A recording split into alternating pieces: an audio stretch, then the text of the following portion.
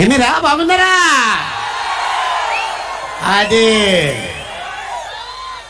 ఇక్కడికి వచ్చిన వైఎస్ కుటుంబ సభ్యులకి అలాగే మీ అందరికీ నమస్కారం. అస్సలాము అలైకుం రహమతుల్లాహి బర్కాతుహు.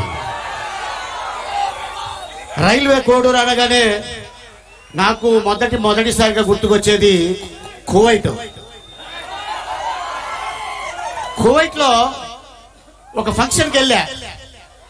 నేనేమనుకున్నానంటే ఒక 100 మంది ఉంటారు లేకపోతే 150 మంది ఉంటారేమో అనుకున్నా. అక్కడికి లోకల్ షేక్ ఒక ఆయన వచ్చాడు. ఆయన వస్తున్నప్పుడు మనోళ్ళందరూ సైలెంట్ గా ఉన్నారు, పెద్దోళ్ళందరూ పిలిచారు, మనోళ్ళు సైలెంట్ గా ఉన్నారు. నేను ఎంటర్ అయ్యా. అక్కడ చూసే ఆ రచ్చ మళ్ళీ ఇక్కడే చూస్తున్నా.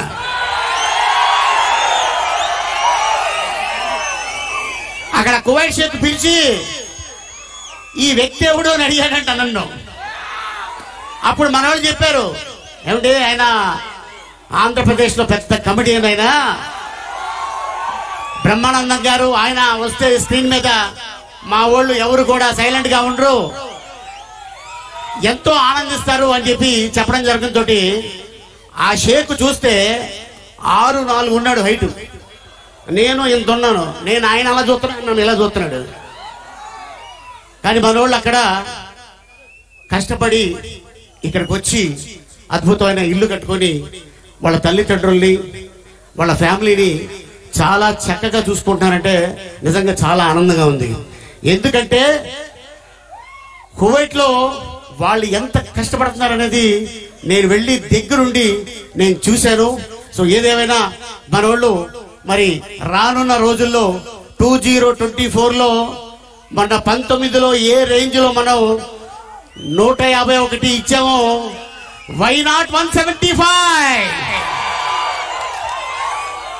మనం ఇచ్చేది జగన్మోహన్ రెడ్డి గారికి కాదు, ఒకటే గిఫ్ట్. ఒక పెళ్లికి వెళ్ళినా, ఒక బర్త్డేకి వెళ్ళినా, ఒక ఇంటికి వెళ్ళినా ఏదో ఒకటి మనం తీసుకెళ్లి ఆ ఫ్యామిలీకి ఇస్తాం.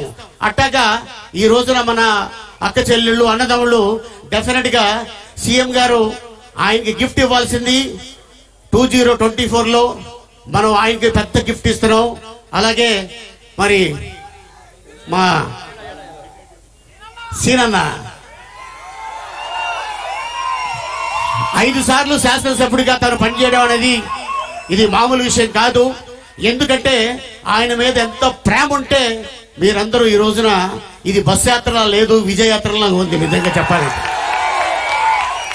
నేను చూస్తూనే ఉన్నాను, ప్రతి మనిషి ముఖంలో చిరునవ్వే తప్ప ఎక్కడ కూడా అసంతృప్తి లేదు.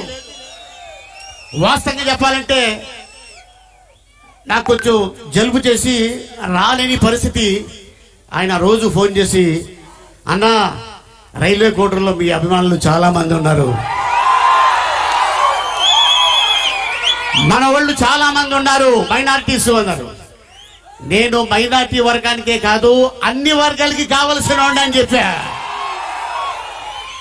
అలాగే ఏ విధంగా అయితే అన్నని 19లో గెలిపించారో రానున్న 24లో కూడా అదే విధంగా మీరందరూ గెలిపించి మనం ఇప్పుడు ఎమ్మెల్యేగా చూస్తున్నాం.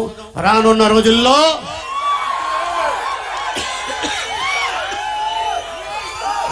రోజుల్లో మినిస్టర్ గా చూస్తాం.